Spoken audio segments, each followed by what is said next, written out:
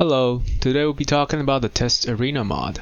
Many of you have wondered about how I was able to have an arena with any enemies I once spawned in, and this is how.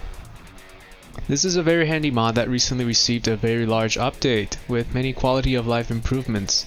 I cannot stress the importance of having such a mod in a game like Space Marine 2, where tons of interactions and bugs can be tested, and hopefully others will see it too. Let's go through the installation process. You want to first use the link found in the description and download the mod there. Next, navigate to your Space Marine 2 folder, which can be accessed from Steam. Go into client_pc/root/mods. You can make this folder if you do not have it already.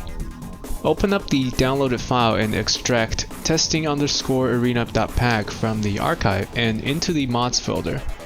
And the mod is now installed.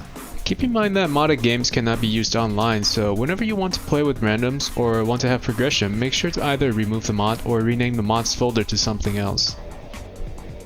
With the mod installed, the next thing is to learn how to set up the testing arena to your liking.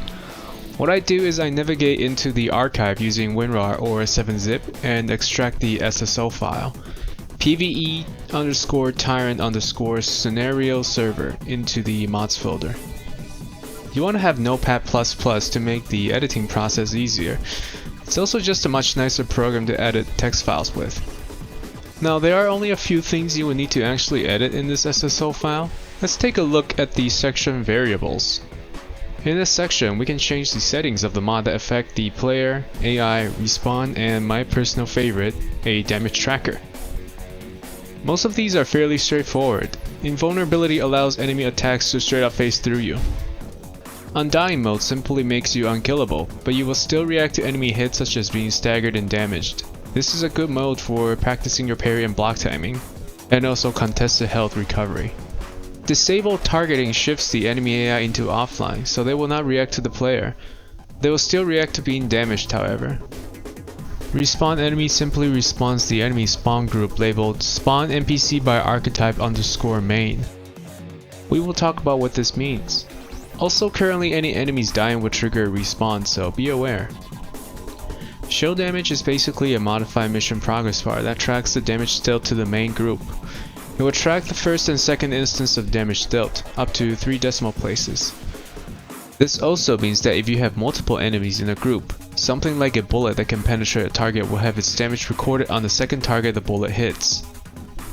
Keep in mind that if you have many enemies in the main group, the damage display won't work properly as it will always reset on a target kill, so you cannot keep track of your total damage dealt this way, as of this update.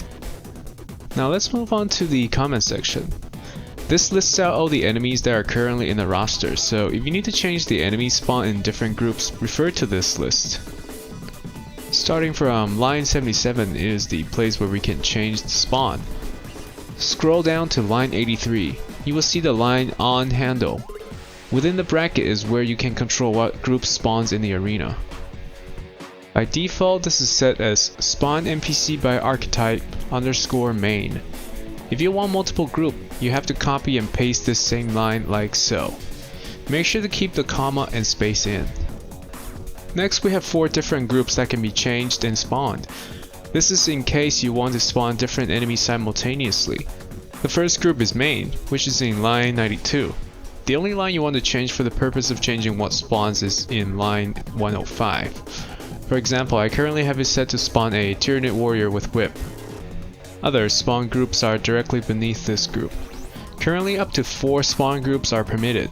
If you want to have multiple groups of enemies in the arena, go back to line 84 and add them in. For instance, I want to add group A, which is a Revener, into my spawn. I would write spawn NPC by archetype_A/spawn into line 84. Next, we have to make sure to save the SSO file and put it back into the archive. You have to do this every time you make an edit, as of now. After that, make sure to quit your game to the main menu so the game reloads all mod files.